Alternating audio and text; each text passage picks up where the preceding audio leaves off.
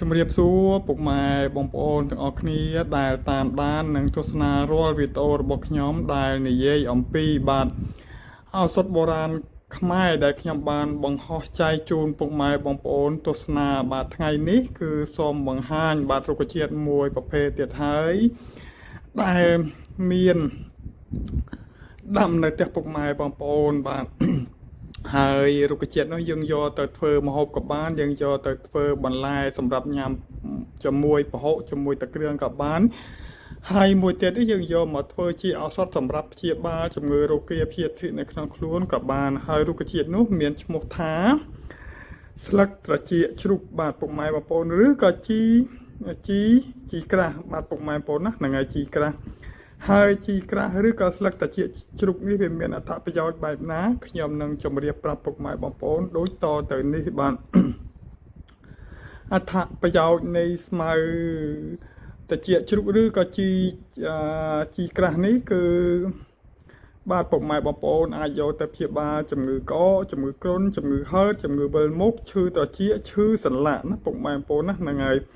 ហើយបើសិនតែពុកម៉ែបងប្អូនយកស្លឹករបស់វាគឺគេយកមកព្យាបាលនៅជំងឺកាពះជំងឺក្អកជំងឺគ្រុនជំងឺហឺតជំងឺវិលមុខឈឺត្រចៀកនិងឈឺសន្លាក់បានពុកម៉ែបងប្អូនណាហ្នឹងហើយវិធីក្នុងការប្រើប្រាស់រុក្ខជាតិនេះជាឱសថគឺពុកម៉ែបងប្អូនយករុក្ខជាតិនេះ2ឬតែ3សន្លឹកបាទបុកវាឲ្យម៉ត់បាទច្បាច់យកទឹកវាបាទចំនួនពី2ទៅ5ស្លាបព្រាកាហ្វេបាទពី2ទៅ5ស្លាបព្រាកាហ្វេហ្នឹងពុកម៉ែបងប្អូនលាយជាមួយនឹងទឹកបាទទឹកសយើងហ្នឹងកន្លះកែវពុកម៉ែបងប្អូនណាលាយជាមួយនឹងទឹកសកន្លះកែវហើយសម្រាប់យកមកព្យាបាលជំងឺក្អកជំងឺហឺតនិងជំងឺគ្រុនហើយឈឺសន្លាក់ពុកម៉ែបងប្អូនណាមួយទៀតពុកម៉ែបងប្អូនអាចបុកវាហើយច្រោះវាយកទឹកឲ្យស្អាតបាទលាយជាមួយទឹកខ្មុំក៏បានដែរបាទទឹកខ្មុំពុកម៉ែបងប្អូនដាក់បន្តិចបានហើយបាទដាក់មកកន្លះស្លាបព្រាកាហ្វេឬក៏មួយស្លាបព្រាកាហ្វេក៏បានដែរហើយទឹកហ្នឹង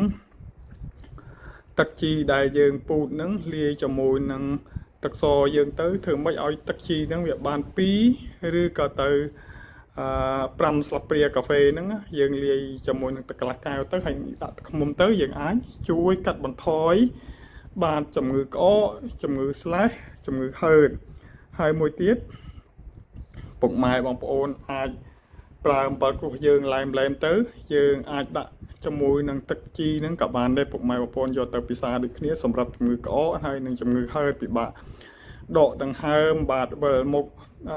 ឬក៏ពុកម៉ែបងប្អូនឈឺត្រចៀកក្តៅថ្ងាយអាចញ៉ាំជាមួយនឹងជីបាទជីត្រចៀកជ្រូកនេះបានពុកម៉ែបងប្អូនហើយមួយទៀតគេយកទៅធ្វើម្ហូបហ្នឹងគឺគេញ៉ាំជីអន្លក់ដែលខ្ញុំបានប្រាប់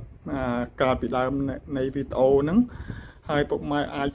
សាកធ្វើតាមខ្ញុំគឺឆ្ងាញ់មែនតើពុកម៉ែបងប្អូនណាអត់កពុលទេអរគុណបាយបាយនឹងជម្រាបលាពុកម៉ែបងប្អូន